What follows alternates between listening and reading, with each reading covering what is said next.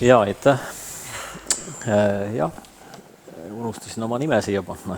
Rainer Eidemiller olen ja Paides RIK-ist, mis on siis säästva renoveerimise infokeskus ja kui ma vaatasin seda teemat, siis siin peamiselt oli juttu kogukonna kaasamisest, aga natukene muidugi räägin sellest meie projekti olukorrast ka. Et kõigepealt lihtsalt lühidalt, et Paides RIK, säästva renoveerimise infokeskus on 2006. aastal juba asutatud, see on mittetulundusühing, seal on 3 osapoolt, sealhulgas Paide linn, aga kogu see initsiatiiv, nii-öelda kodanikualgatus on tulnud ikkagi kogukonnast. Ja meil on Tallinnas RIK olnud nagu selle formaadi mõttes kogu aeg eeskujuks. Ja oleme teinud säästva renoveerimise alaseid koolitusi, vanamaterjali kogumist ja kõike muud. Ehk selle taga on kogu aeg olnud kogukond, võib-olla kui Mihkli sõnavara kasutada, siis nii-öelda usklikud, eks ole, ja võiks nimetada koguduseks, siis seda Paides RIK-i sama hästi. Aga selles mõttes tõesti, kui mõelda selle ökoteema peale, siis tegelikult see koosnebki ju 3 komponendist, eks ole, ökonoomia, ökoloogia ja tegelikult ka sõna oikumeenia on sama tüvega, ehk siis selline ühiskonnasisene omavaheline koostöö, kogukond. Ja kogukonnaga töö, et kuidas me seda oleme teinud ja kavatseme teha, ma sellest teen sellise väikese ülevaate senise kogemuse põhjal, et selle praegu projektis oleva objekti naabruses me tegutsesime tegelikult alates 2007. aastatest. Kui seda pilti seal üleval vasakul vaadata, siis seal vasakus nurgas paistab üks hall maja, et see ongi see praegune objekt, aga me tegutsesime seal kõrval naabruses ühes sellises hoonekompleksis, mida me nimetasime Vabalinna majaks ja need ruumid kuulusid Paide linnale. Me kasutasime neid, mingit toetust sellel ajal ei olnud, tegime oma vahenditest pluss mingi sellise väikese linna tegevustoetusena. Ja see, mis me tegime, siin on lihtsalt mõned näited, üks on vanamaterjali taaskasutus, selle kogumine taaskasutuse eesmärgil, mis tegelikult on siis sellise ka lammutatava arhitektuuripärandi väärtustamine, eks ole, et see tegevus ei tule sellel uuel objektile kaasa lihtsalt ruumipuuduse tõttu, siin ei ole võimalik sellist ladu kuhugi rajada, aga me oleme saanud sellise projekti idee praegu sisse Järvamaa arengustrateegiasse ühe projekti ideena, nii et loodetavasti leidub sellele kuskilt mujalt siis selline tugi, rahastus. Tegime koolitusi, siin on need erineva pikkusega olnud ja see on olnud selline hästi vahetu, konkreetne side kogukonnaga, mida on aastate lõikes tohutult palju ikka saanud teha ja tegelikult kõiki nende tegevuste võti on see, et sul on keskkond, kus seda kõike teha. Eks see maja, mis on tegelikult ajalooliseks keskkonnaks, mida saab kasutada vahetult koolitusteks ja näidisteks. Üks näide lihtsalt kogukonna kaasamisest on üks selline konkreetne nii-öelda startup, mis seal omal ajal käivitas talukaup, et keskkonna selle maja leidsid üles ühed inimesed, kes siis tahtsid siis piirkonnast kogutud talukaupa niimoodi edastada, müüa, aga neid on olnud teisigi, näiteks oma puidutöökoja andsime kogukonna kasutusse ja ka selline vanade akende ennistamise startup võib öelda, et sai sealt alguse tänu koolitustele. Siis talgud, jah, et talguid me oleme hästi palju teinud, inimesi on osalenud vist kõige rohkem 50 nendel talgutel, selline ühiselt tegutsemine on olnud kogu aeg, et seda väga palju sellel uuel objektil kasutada ei saa, seal on ikkagi, toimub, eks ole, ehitushange ja selline professionaalne töötamine, et väga palju seda seal kahjuks teha ei saa, et aga mingites väikestes osades kindlasti. Et kui rääkida nüüd nagu sellest, et kuidas neid nii-öelda mitteusklik, eks ole, kaasata, kes tegelikult võib-olla ei tea väga palju sellest arhitektuuripärandist või väärtusta seda, siis võib-olla ongi, et kõik need muud tegevused, kogukondlikud tegevused, natukene nagu sellist meelelahutust, kunsti ja muusikast ja ka võib-olla natukene hulle ideid kuni sinnani välja, et me seal leiutasime ja trükkisime oma raha ja võtsime seda kasutusse ja velopark ehk rataste taaskasutus. Ehk sellised laiemad, suuremad tegevused, tegelikult see kogukonnaga koos ühiste asjade tegemine viib sinnani, et inimesed hakkavad nagu paremini aru saama nii sellest arhitektuuripärandist kui sellest säästvast renoveerimisest, mis see säästev üldse on laiemas mõttes, milliseid elualasid see hõlmab. Et see on see viis minu arvates, kuidas nagu propageerida seda kõike tegelikult. Me kolisime välja 2019. aastal sellest majast, kuna see ei kuulunud meile, nagu ma ütlesin, ja pärast seda meil ei ole uut keskust otseselt olnud, oma maja, ja see tegelikult on lihtsalt nagu hea näide sellest, kui oluline see keskkond, see maja on, et sellised tegevused saaksid toimida ja et kogukonnal oleks tegelikult kuhugi füüsiliselt kokku tulla. Et neid üksikuid üritusi on võimalik teha erinevates kohtades, on võimalik ka virtuaalselt erineval moel suhelda. Aga tegelikult see füüsiline keskkond selliseks tegevuseks on ülioluline, et selline ajutine vanamaterjali ladustamiskoht meil on, aga mõnes mõttes väga paljud tegevused selles mõttes seiskusid. Aga me jätkasime oma kohvikuga, vaba kohviku tegevusega ja need on väikesed ruumid, aga seal on olnud meil Paides Riki selline ajutine nõustamistuba, kus on ka saanud natukene koolitusi teha, aga see on tõesti väike ruum, üle 20 inimese sinna väga palju ei mahu, aga see on lihtsalt üks järgmine idee, et võib-olla teha üks kohvik, kus inimesed käivad ja kus saab, ja kui see kohvik on renoveeritud nii-öelda õigel viisil, siis see on tegelikult selline nagu näidiskeskkond, mis õpetab ja annab võimaluse mingitest asjadest rääkida. Ja selles mõttes see Paides Riki uus kogukonnamaja Tallinna tänav 13 aadressiga, et see tõepoolest on, võib öelda, Paides Riki jaoks nagu selline eluvõimalus olnud. Ta on tühi olnud, võib öelda, aastaid ja kütmata, aga üks selliseid väärikama ajalooga maju. Ma kogu seda maja ajaloo poolt siia aja kokkuhoiu mõttes ei hakanud tooma, aga see on läbi aegade olnud üks selliseid olulisemaid asukohti ja üks selliseid, ütleme siis nagu väärikamaid kasutusi ka just selles majas olnud. Et siin on meil üks selline eelprojekti pilt juurde pandud ja ta asub suhteliselt linna südame lähedal ja võib öelda, et kui rääkida jällegi koostööst kogukonnaga ja tulla jälle selle Paide Arvamusfestivali juurde, siis ütleme, Arvamusfestivali ala üsna südames ta asub ka, mistõttu see on ka Arvamusfestivali poolt kasutust leidnud. Sellise vahepõikena panin siia juurde ka pildi ühest raamatust. Paides Rikk välja andis vist paar aastat tagasi. Need olid tapeediuuringud, mis olid tehtud Paide vanades majades ja see oli nagu selles mõttes üllatav, et need majad, võib öelda, on täiesti mitte midagi ütleva välimusega, enamalt ka väga halvas seisukorras, aga kui neid tapeedikihte hakati lahti võtma, siis sealt tuli välja tõesti hämmastavaid ilusaid näidiseid ja mitmed näidised on pärit sellest konkreetsest Tallinna 13 majast ka.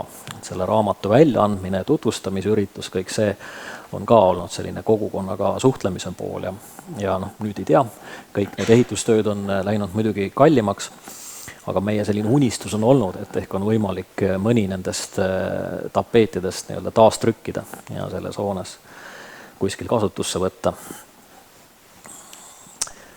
Ja nüüd siis nagu selle projekti juurde ka, et selline on see põhiprojekt, nagu ta praegu välja näeb, et püstlaudis on selle hoone puhul, mis on kuskil 18. sajandist põhikehandina pärit, on olnud kogu aeg ka siis, kui 1849 ta ümber ehitati, see sama sportikus lisati ja suuresti on see püstlaudis tegelikult siiani alles isegi. Ta on kohati horisontaallaudis all, kohati on päriselt seinas alles ja oleme siin mitmete asjadega võidelnud, nagu väga põhimõttekindlad tahaks nagu väga paljudes asjades olla, et me ei anna järele nendes asjades, mis puudutab hoone autentsust ja teinekord Päästeametiga on selles mõttes need läbirääkimised päris keerulised. Üsna lähedal, ta asub ikkagi tihedalt hoonestatud alal, mõlemal pool maja on 2 puithoonet ja nende hoonete kaugus sellest Tallinna tänav 13 majast on 4 meetrit ja teise puhul isegi vähem. Nad on väga lähedal, mis toob endaga kaasa väga karme nõudeid materjalidele ja tulekindlusele. Aga näiteks ühe hoone puhul, mis on väga lähedal maja põhjaotsale, see põhjaserv sellel majal, põhjakülg on kõige paremini säilinud üldse. Kogu see laudis, sepanaeltega seinas, seal on kõik need karniisid, ainsad originaalaknad, kõik on seal säilinud. Et kui neid kõiki peaks lahti võtma, siis tõenäoliselt nad kõik ei jääks terveks, ehk originaaldetailidena enam kasutada ei saaks. Kui seal kasutada selliseid spetsiaalseid tulekindlaid värve ja kõike muud või panna sinna kuskile kihte juurde, siis see kõik ei anna võimalust seda säilitada. Ja praegu ma arvan, et me oleme jõudnud nagu sellisele kompromissile, et me võime selle säilitada. Et tulekindlus luuakse hoone sisse, nagu siseseintesse. Teise küljega on olnud täpselt sama probleem, aga kuna seal on seda originaali oluliselt vähem säilinud, siis seal me saame nagu Päästeameti soovidele vastu tulla. Et see on selline väga, et kuna me oleme tegelenud siin aastaid vanade majade omanike nõustamisega, siis meile on see endal hästi õpetlik käia kogu see protsess läbi, kuidas need teinekord nagu kaks täiesti omavahel põrkuvad poolt, muinsuskaitse ja Päästeamet vana puitmaja puhul linna südames, kuidas nad nagu omavahel tööle panna, et lahendusi välja töötada, sõeluda läbi erinevaid materjale ja konstruktsiooni variante, see tegelikult, ma arvan, tuleb väga palju kasuks edaspidi majaomanike nõustamisel, üldiselt vanalinna majade restaureerimisel. Ja jah, me peame siin tegema kompromisse, kuna hinnad on tõusnud, et me oleme praegu lihtsalt enda jaoks reservi pannud kogu projektijuhtimise töötasu, millest me ei ole sentigi kasutanud. See on lihtsalt reservis selleks, et saada luba seda kasutada puhtalt ehitustööde jaoks. Ja kuna maja on kahekordne, siis tõenäoliselt olen palunud ehitajal, selles mõttes jah, et kuigi on kestnud siin mõnda aega see projekti kooskõlastamine, oleme kogu aeg ehitajaga suhelnud. Ta on kogu aeg teadlik projekti kõikidest detailidest, eelarvest, on omapoolsed eelarvestamised üle teinud ja jälgime kogu aeg, et ta saaks nagu nii-öelda kiiresti startida. Et tõenäoliselt see võib tähendada jah, teise korruse väljajätmist, aga kuna me tegelikult oleme väga huvitatud sellest, et meil oleks sellised renoveerimata ruumid, kus teha koolitusi, mitte lihtsalt väikestel näidistel, vaid terveid seinu ja ütleme ruume, eks ole, korrastada, siis ausalt öeldes meile sobib see väga hästi. Et me väga läbi suurte võitluste saavutasime selle, et selles esialgses projektis lubati meil jätta renoveerimata üks pisike tuba. Et siis seal need asja teha. Nüüd, kui meil jääb terve teine korrus, siis see on väga okei, see on väga tore. Aga seda peab muidugi veel läbi rääkima. Ja selle 25% lisarahastuse osas ma olen pisut nagu kahtlev, et tõesti, et Paide linn on üliraskes olukorras, kogu meie tegevustoetus on juba aasta tagasi täiesti ära võetud, et ma loodan, et kogu see oma finantseering ikkagi laekub, sinna midagi veel juurde saada kindlasti on, ma arvan, et võimatu. Panin siia juurde, nagu eelmisest pildist on näha, siis ma ei oskagi nüüd selle eelmise juurde enam minna.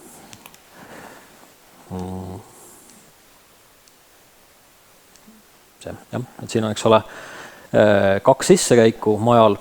Kui seda hästi lihtsat põhiplaani edasi vaadata, siis see nii ongi, et ütleme see pidulikum sissekäik siin paremal pool sammastega, see jääb siis SRIK-i jaoks, tegevustoa jaoks, kus on nii-öelda see näidistuva ja siis see vasakpoolne Tallinna tänava poolne siis selle maja osa jaoks, mida soovime anda kogukonnale kasutusse.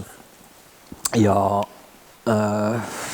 siis nagu näha, sealpool on selline saal, mida siis kogukond saab kasutada oma erinevateks üritusteks ja aina rohkem siis kisubki asi sinnapoole, et me peame praegu väga tõsiselt tegelema ka siis selle kogukonna poolega, ehk siis selle nii-öelda uue põlvkonna kaasamisega. Ma panin seal lühidalt, et mida see selle maja puhul tähendab, see tähendab ruumide jagamist. Arvamusfestival on juba oma staabina seda ka projektiperioodil kasutanud. See tähendab tegevuste jagamist, võib-olla näiteks selle hoonesse planeeritud kaupluse saama anda kogukonnas kellegi kasutusse. See tähendab, et aidata seal kaasa teatud ka sellist nii-öelda start-upidele, nagu see samas akende restaureerimine ja nii edasi. Ja üks asi, mis me oleme selleks teinud, et seda uut põlvkonda nii-öelda leida, on säästva renoveerimise valikaine gümnaasiumites, kuskil 30-tunnine valikaine. Et nagu kõik teavad, et COVID-i perioodil on olnud raske igasuguseid üritusi korraldada ja see kestis ju kuni 2022. aasta kevadeni, aga 21-22 õppeaastal me ikkagi tegime koolile valikainet mis kahjuks enamjaolt toimus küll Zoomis, aga nüüd sellel aastal 22 ja 23 oleme saanud seda valikainet Paide gümnaasiumis, selles uues renoveeritud majas korralikult teha. Seal on olnud loengud, praktiline töö, linnaekskursioonid, ka selle Tallinna 13 majaga tutvumine ja iseseisev töö, et nad peavad koostama vana maja passi iga õpilane ehk leidma vanalinnast mõne hoone ja kirjeldama seda hoonet siis vastavalt sellele, mida nad on valikaines õppinud. Et mis on seal ajalooliselt väärtuslikud detailid nende arvates, mis on nende arvates toimunud ümberehitused õigesti valesti ja siis nende ettepanekud ka. Et see selle aastane valikaine just sellel aastal lõppes ja ise arvan, et see on hästi oluline selleks, et leida neid noori, kes selle tegevusega jätkaksid. Ja tegime ka sügisel ühe koolituse Valgas, kuhu Irsi meid kutsus, oli väga tore tegutseda seal. Ja